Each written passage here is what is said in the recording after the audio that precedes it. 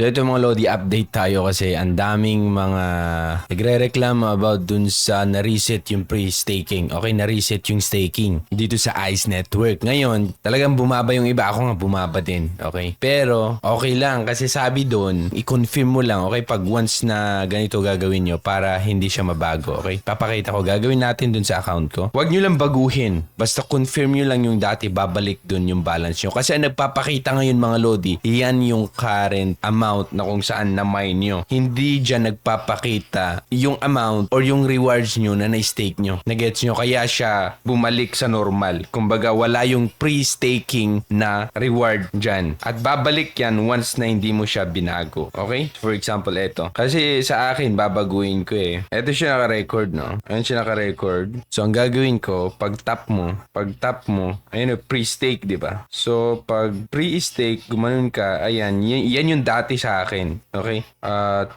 years at saka 75%. Ngayon, ang gagawin ko dyan, pag i-agree ko yan, tapos pre-stake now, babalik yung balance ko. Nagets nyo? Pag baguhin mo, dun mababago. Siguro pag itataas mo, tataas din siya. Kumbaga. Okay? Kasi ang nagpapakita dun sa balance mo muna ngayon ay wala yung rewards mo na pre-staking. Nawala. Kaya nga, na-reset. Okay? So, first, pwede mong baguhin yung allocation mo. Kumbaga sa akin, yan yung dati 75, tapos 2 years. Yan yung dati. Pag i-agree ko yan, tapos pre-stake, babalik yung balance ko. Pero babaguhin ko ata. Ayan, binago ko siya. Ganyan, hati na lang, no? So, pwede mong balikan yan. Ganyan, no? Pag babalikan mo, balik ka. Pag pre-stake ka, babalik yung dating, babalik siya. So, kung hindi mo na baguhin yan, dun na magpapakita ulit yung balance mo. So, 2 years sa akin, eh. Pwede ko naman baguhin ng hanggang 50. Tapos, bawin ko na lang 3 years. Ganyan. 50-50 kailangan eh. Baguhin ko, okay? Make sure you want to pre-stake your coins. This cannot be undone once confirmed. Ayun, na-confirm ko na siya. Ayun, bumalik. So, binago ko 75 kasi dati. Okay? Kaya ayan, bumalik siya. 50%. Binago ko eh. Pero ayan, tumaas ulit. Kasi nagpakita na ulit yung parang amount or rewards ko dun sa pre-staking ko. Gets? So, babalik lang yan. Pag ayaw nyong baguhin, i-confirm nyo lang para babalik yung exact balance nyo. Pero pag baguhin nyo, mababago konti. Ayan o, nabago na sa akin. Okay? So, yan lang mga Lodi. Sa Vibe naman mga Lodi, pupunta kayo. Eto, testnet live na. So, ARB talaga sila. So, ilo-launch nila itong project sa ARB. At maganda naman Arbit, okay? Arbitrum. So, supportan lang natin. Basta, testnet is live on Arbitrum, sabi. Wala pang mga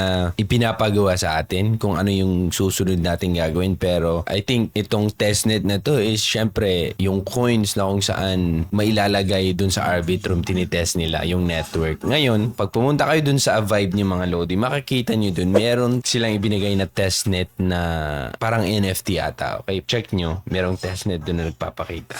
Okay? So, ayan ang update natin. So, ayan ang update natin mga Lodi sa Vibe at ICE. So, kung wala pa kayo, link nasa baba mga Lodi kung paano nyo i-download. Still pa rin nagbibigay sila free mining, hindi pa naka-live ang mga to. Pero once live na, wala na kayong option na magmina or kumuha ng mga tokens or coins na pinamimigay nila. So, ngayon pa lang, create na kayo ng account nyo. Link nasa baba mga Lodi. Update ulit tayo dito sa Sidra Bank, pambira. O, Sidra Bank mga Lodi, patuloy nilang ginagawa yung project. Okay? Nangyari na yung kanilang Genesis block. Mainnet, sabi dito, proudly inform us that mainnet and launch our Genesis block successfully. So, successful yung ginawa nilang pag-transfer from testnet to mainnet. Ngayon, eto na lang, P2P verification, next is price calculation, and then exchange validation token to Sidra. So, yan yung update natin, ang Sidra. So, marami nagtatanong kailan ang open mainnet. Pagkatapos nito, okay? Pagkatapos nito, mag-announce na sila. Ngayon, paano kukunin yung mga coins eh, hindi na ma-open yung app? Huwag nyong gamitin yung app, etong gamitin nyo. Ito